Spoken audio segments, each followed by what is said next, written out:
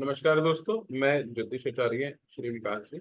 आज के सा, आज आपके सामने सुंदरकांड जो मैं हिंदी में पढ़ रहा हूँ इसका दोहा नंबर 2 को मैं लेके आया हूँ। हिंदी में मैं क्यों पढ़ रहा हूँ? क्योंकि हमें इसका अर्थ मालूम होना चाहिए।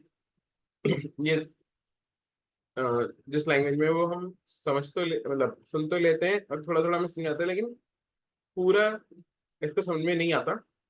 इसलिए मैं हिंदी में पढ़ रहा हूँ कि आप लोगों को ये समझ में आए और आप इसका भाव समझकर इस पे विश्वास कर सकें।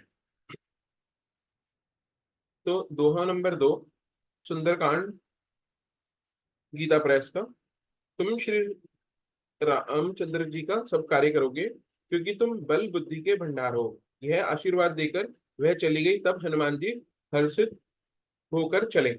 तो सुरसा से उनकी भेंट हुई थी दोहे पहले में, दोहा नंबर पहले में। अब उन्होंने उसका उनका उनकी परीक्षा ली और वो इतने खुश होकर आशीर्वाद देकर चली गई।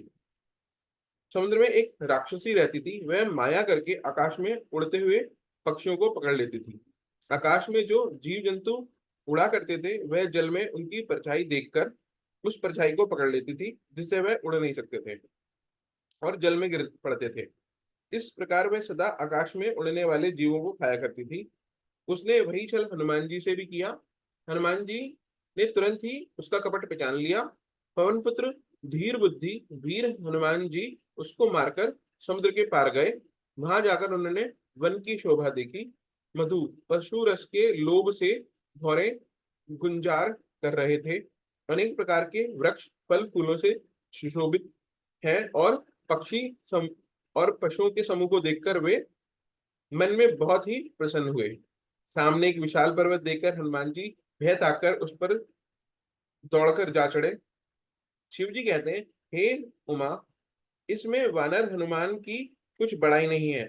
यह प्रभु का प्रताप है, जो काल को भी खा जाता है। पर्वत पर चढ़कर उन्होंने लंका देखी। बहुत ही बड़ा किला है, कुछ कहा नहीं जाता। वह अत्यंत ऊंचा है। उसके चारों ओर समुद्र है।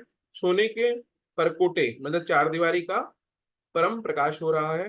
ये लंका का विवरण दिया जा रहा है। अब छंद 1।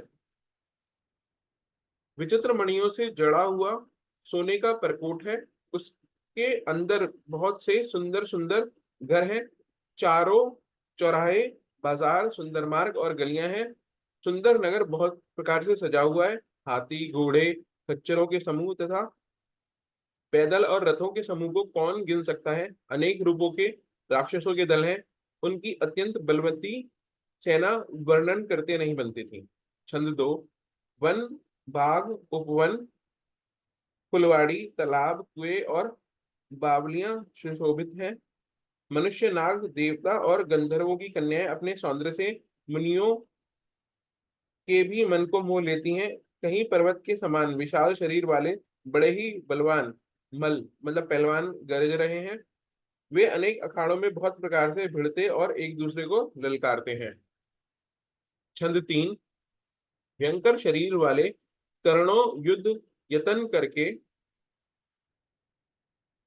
बड़ी सावधानी से नगर की चारों दिशाओं में सब ओर से रखवाली करते हैं। कहीं दुष्ट राक्षस भैंसों, मनुष्य, गायों, गधों और बकरों को खा रहे हैं। तुलसीदास जी ने इनकी कथा इसलिए कुछ थोड़ी सी कही है कि ये निश्चय ही श्री रामचंद्र जी के बाण रूपी तीर्थ में शरीरों को त्याग कर परम गति पावेंगे।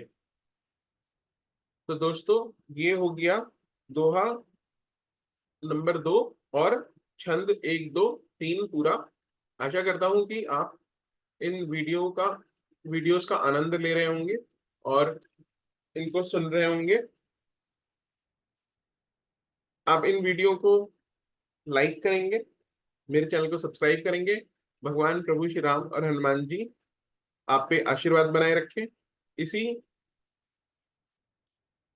आशा और उम्मीद के साथ कि भगवान हम सबका भला करे, मैं अपनी वाणी को विराम देता हूँ। जय श्री राम, जय हनुमान जी, जय महाकाल।